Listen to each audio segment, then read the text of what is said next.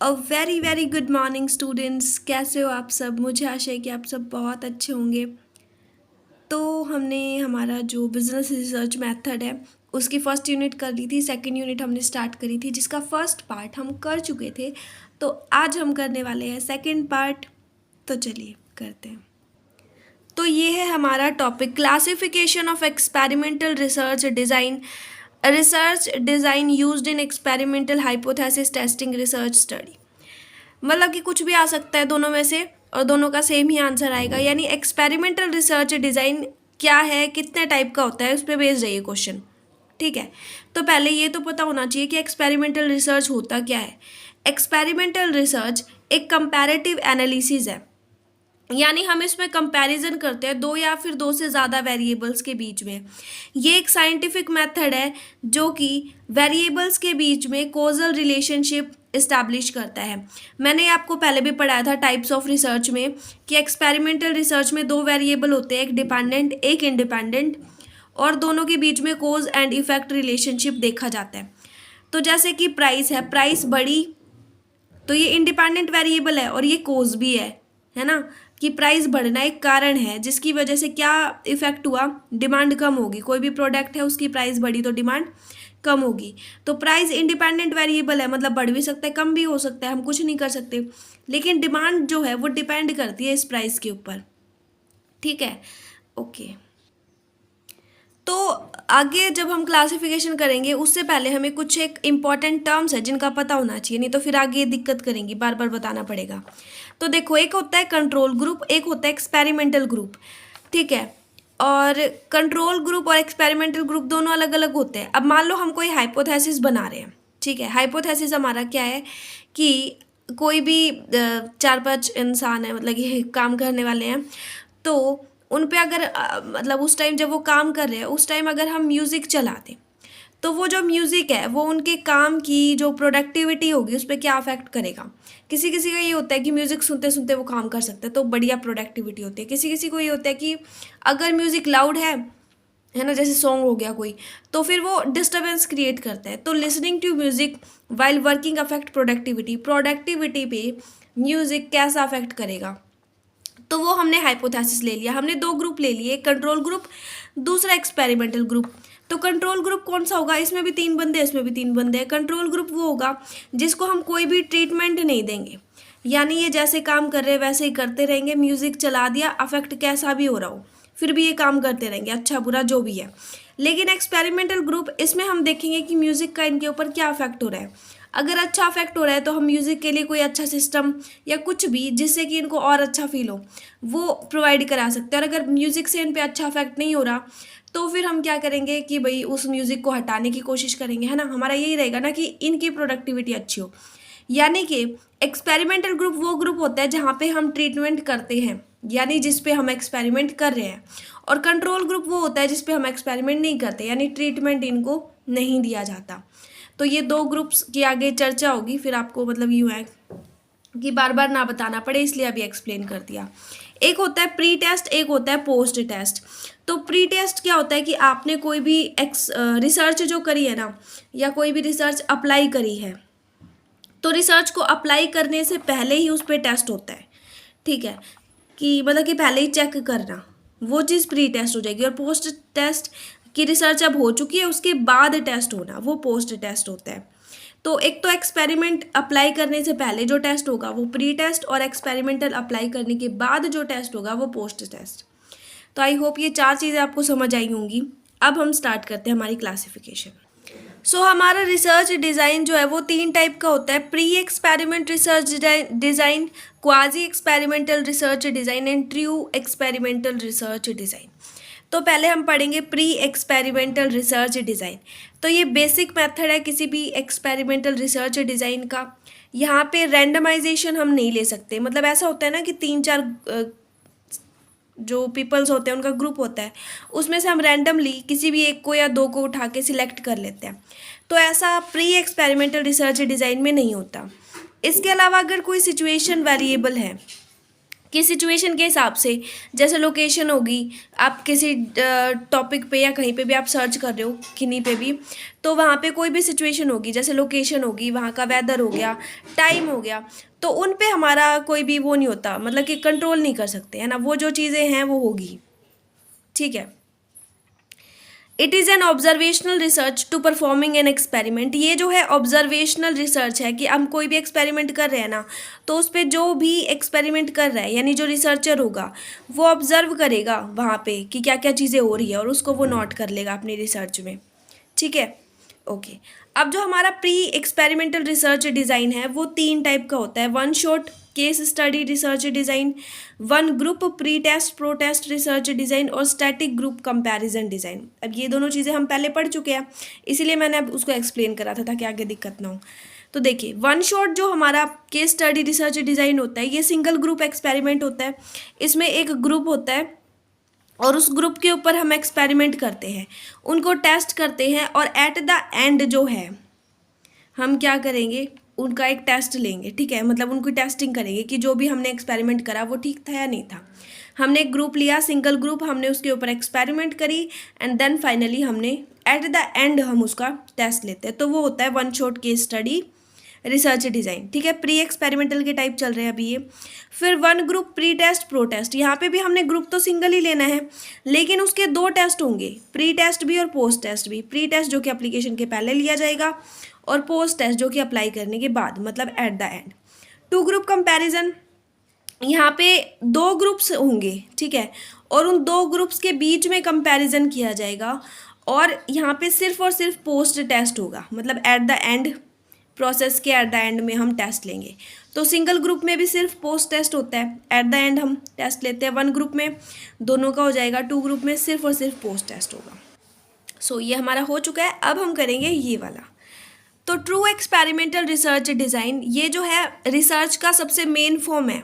ठीक है, सबसे इम्पॉर्टेंट फॉर्म है मतलब, और ये डिपेंड करता है स्टैटिस्टिकल एनालिसिस पे कि आपने कोई भी हाइपोथेसिस सेट किया तो वो हाइपोथेसिस प्रूव हुआ या फिर प्रूव नहीं हुआ, तो उस पर बेस्ड होता है। जो आपका ट्रू एक्सपेरिमेंटल डिज़ाइन है उसके 3 फैक्टर होते हैं, मतलब 3 फैक्टर पे बेस्ड होता है ये। इसमें हम एक कंट्रोल ग्रुप लेते हैं, एक एक्सपेरिमेंटल ग्रुप लेते हैं, और एक लेते हैं वेरिएबल जिसको हम मैनिपुलेट कर सकते हैं। जैसे कि हमने यहाँ पे 2 सैंपल लिए हैं, इसमें से एक कंट्रोल ग्रुप है, एक एक्सपेरिमेंट ग्रुप है। ये वाला कंट्रोल ग्रुप है, देखो दोनों हमने सेम सैंपल ले लिए। ठीक है, एक गमला था और उसमें हमने एक फ्लावर या एक प्लांट जो है वो ले लिया। ठीक है, तो जो कंट्रोल ग्रुप होगा उसको हम कुछ नहीं करेंगे, जैसा है वैसा का वैसा, बिल्कुल भी हमने उसको परेशान नहीं करा। तो इस चक्कर में क्या हुआ, उसको ना तो धूप लगने दी हमने, ना हमने उसको जैसे जो भी है पानी वानी दिया, ना हमने उसको फर्टिलाइज़र दिया। या फिर मान लो कि हमने धूप लगने दी और पानी दिया लेकिन फर्टिलाइज़र नहीं दिया, मतलब कि यहाँ पे हमने एक चीज़ जो है उसको प्रोवाइड नहीं कराई। तो इसका मतलब उसके ऊपर कोई एक्सपेरिमेंट नहीं हुआ, जैसा था वैसा था, और लास्ट में फिर वो बेचारा ही मुरझा गया, ख़त्म हो गया पूरी तरह से। और जो फर्स्ट सैंपल था वहाँ पे हमने उसको प्रॉपर धूप लगने दी, प्रॉपर हमने उसको पानी दिया, और साथ में ताकि वो ग्रो कर सके इसके लिए हमने उसमें फर्टिलाइज़र भी डाले, और देखो उसने ग्रो भी किया। दैट मीन्स ये हमारा एक्सपेरिमेंट ग्रुप है। ठीक है, तो दोनों ग्रुप आते हैं आपकी जो ये स्टडी है इसमें। ठीक है, कंट्रोल ग्रुप भी आता है और एक्सपेरिमेंटल ग्रुप भी आता है, और फिर हम चेक करते हैं कि भाई हमारी जो हाइपोथेसिस रही वो प्रूव हुई या नहीं हुई।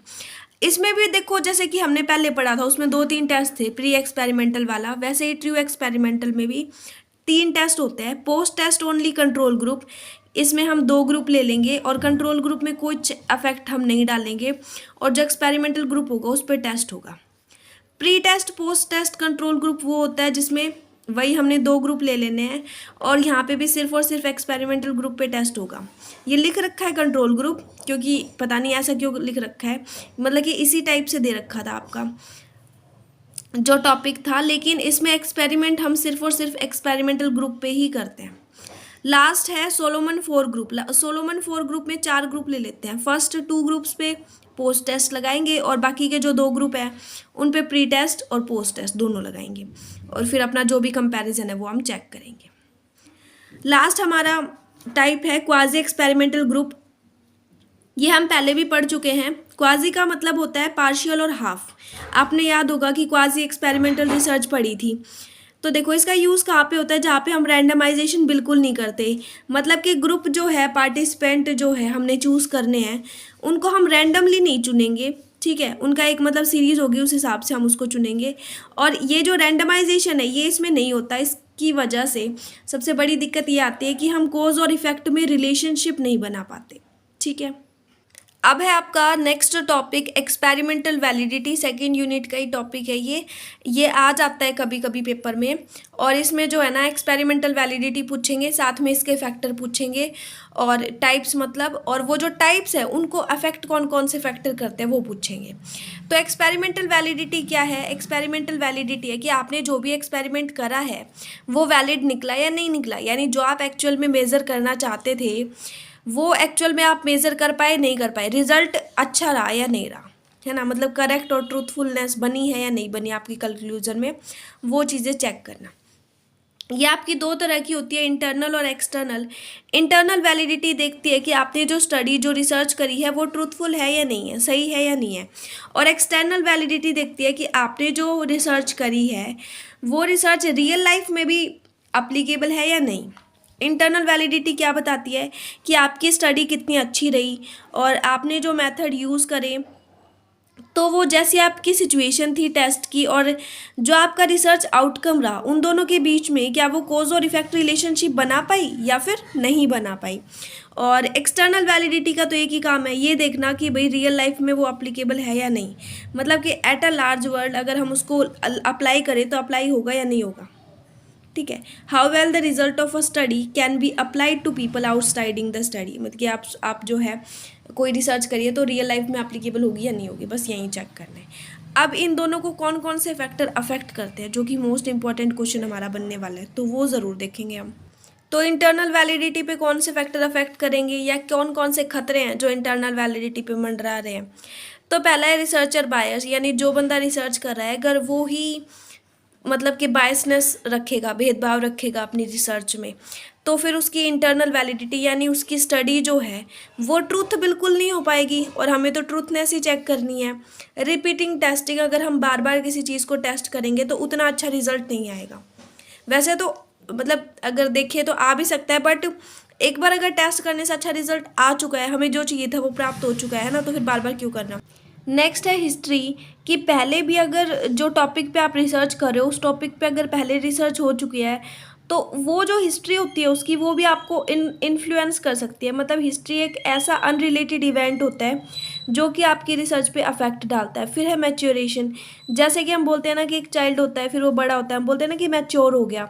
तो वैसे ही अगर आप एक बार टेस्ट करते हो, वो टेस्ट रिसर्च आपकी अच्छी नहीं रही, फिर आपने किसी और टॉपिक पे करी, फिर किसी और टॉपिक पे, या फिर सेम ही टॉपिक पे बार बार कर रहे हो, तो आप जो है ना मैच्योर हो जाते हो। मतलब कि एक तो ऐसा इंसान होता है जिसको कि रिसर्च की पूरी नॉलेज होती है, जिसने काफ़ी सारे टॉपिक्स पे रिसर्च करी हुई होती है, और एक ऐसा होता है जिसमें मैच्योरिटी कम होती है। तो जो नेचुरल रिजल्ट प्रोवाइड करेगा, मतलब कि बिल्कुल ही मैच्योर है जो रिसर्चर, वो तो ठीक है, नहीं तो अदरवाइज जो है बाकी कोई रिसर्चर है नौसिखिया जैसे, तो वो एक तरह से अफेक्ट करेगा उसकी रिसर्च को। फिर इंस्ट्रूमेंटेशन की अलग अलग मेथड्स, अलग अलग इंस्ट्रूमेंट हम यूज़ करते हैं प्री टेस्ट और पोस्ट टेस्ट में। तो कोई मेथड ऐसा भी हो सकता है जो आपकी स्टडी पे अफेक्ट करे। स्टैटिस्टिकल रिग्रेशन की दो ग्रुप्स होते हैं और उनको उनके स्कोर्स के बेस पे अगर हम वो करें, एक्सट्रीम करें, जैसे कि मान लो ए ग्रुप है फिर बी ग्रुप है, ऐसे मैंने बोला था कि 3 बंदे यहाँ पे और 3 यहाँ पे हैं, और एक जो है इसके कम मार्क्स आए इसको बी में डाल दिया, एक जो है ज़्यादा मार्क्स आए ए में डाल दिया, यानी ज़्यादा मार्क्स वाले सारे ए में हैं और कम मार्क्स वाले सारे बी में हैं। तो फिर अगर ऐसा हम भेदभाव या बायसनेस करते हैं तो वो स्टैटिस्टिकल रिग्रेशन होता है और वो भी आपकी इंटरनल वैलिडिटी पे अफेक्ट डालता है। इसके अलावा जो पार्टिसिपेंट है आपकी रिसर्च में, पार्टिसिपेट करने वाले, मतलब जिनके ऊपर रिसर्च हो रही है, वो जो भी है, तो उनका एटीट्यूड कैसा है, तो वो भी मायने रखता है। अब एक्सटर्नल वैलिडिटी, कौन कौन से फैक्टर है जो एक्सटर्नल वैलिडिटी को अफेक्ट करेंगे। तो एक्सटर्नल वैलिडिटी रियल लाइफ की ट्रूथफुलनेस को चेक करती है। तो इसमें सिलेक्शन बायसेस, कि जब हम कोई टॉपिक या फिर कुछ भी जो हमारे रिसर्च से रिलेटेड है अगर वो हम सिलेक्ट कर रहे हैं और उसमें हमने बायसनेस क्रिएट कर दी, भेदभाव क्रिएट कर दिया, पक्षपात कर दिया वहाँ पे, तो दैट मीन्स कि वो हमारी अफेक्ट करेगा एक्सटर्नल वैलिडिटी को। रियल वर्ल्ड और एक्सपेरिमेंटल वर्ल्ड अलग होता है। ज़रूरी नहीं है कि जो हमने रिसर्च करी है वो हमारी रियल वर्ल्ड में ट्रूथ हो, है ना। तो इन दोनों वर्ड की जो डिफरेंस है ना इन दोनों वर्ड का, वो भी एक्सटर्नल वैलिडिटी पे अफेक्ट करता है। हिस्ट्री यहाँ पे भी जो है हिस्ट्री अफेक्ट करती है, जैसे इंटरनल वैलिडिटी में करती थी। सैम्पलिंग बायस, अगर हमने सैम्पलिंग अच्छे से नहीं चूज़ किया, सैम्पलिंग के टाइम अगर हमने बायसनेस करी, क्योंकि सैम्पल वैसे तो पॉपुलेशन को प्रेजेंट करता है, रिप्रेजेंट करता है, लेकिन अगर आपने बायसनेस करी तो फिर वो सैम्पल कैसे प्रेजेंट करेगा आपकी पॉपुलेशन को, और जिसकी वजह से जो है आपकी एक्सटर्नल वैलिडिटी अफेक्ट होगी। टेस्टिंग अफेक्ट, प्री टेस्ट और पोस्ट टेस्ट के मेथड, या फिर टेस्टिंग करते टाइम कोई बायसनेस आपने क्रिएट कर दी तो बस वो दिक्कत हो जाएगी। सिचुएशन अफेक्ट, जैसे कि क्या टाइम है जब आप रिसर्च कर रहे हो, मतलब कि टाइम ऑफ डे, यानी कि सुबह का, शाम का, तो वो चीज़ भी अफेक्ट करती है रिसर्च को, कि हो सकता है कि कोई टॉपिक आपको सुबह अच्छे से मिल जाए, है ना, शाम को ना मिले, तो मतलब वो चीज़ें भी हो सकती है रिसर्च के टाइम। और लोकेशन, कि आपने रिसर्च ऐसी लोकेशन पे करनी चाहिए जहाँ पे आपको बेस्ट रिजल्ट मिले, है ना। और जो रिसर्चर है उसकी क्या एटीट्यूड है, उसका क्या कैरेक्टरिस्टिक्स है, तो वो भी अफेक्ट करती है आपकी एक्सटर्नल वैलिडिटी को। Okay, thanks for watching. अगर आपको लेक्चर समझ आया हो तो आप वीडियो को लाइक कर दीजिएगा, साथ में आप कमेंट कर सकते हो कोई भी डाउट है तो। यहाँ पे हमारी 2 यूनिट्स जो है हमने BRM बिजनेस रिसर्च मेथड की कंप्लीट कर ली है। अब हम नेक्स्ट 3rd यूनिट पढ़ेंगे, ठीक है, तो उसके लिए आप प्रिपेयर रहना, जल्दी हम 3rd यूनिट लेके आएंगे। तब तक के लिए थैंक यू सो मच। जिसने अभी तक चैनल सब्सक्राइब नहीं करा है वो चैनल ज़रूर सब्सक्राइब कर दे, और साथ में वीडियो को अपने दोस्तों और क्लास ग्रुप्स फ्रेंड्स जो है उनके साथ शेयर ज़रूर कर दें। Thank you so much.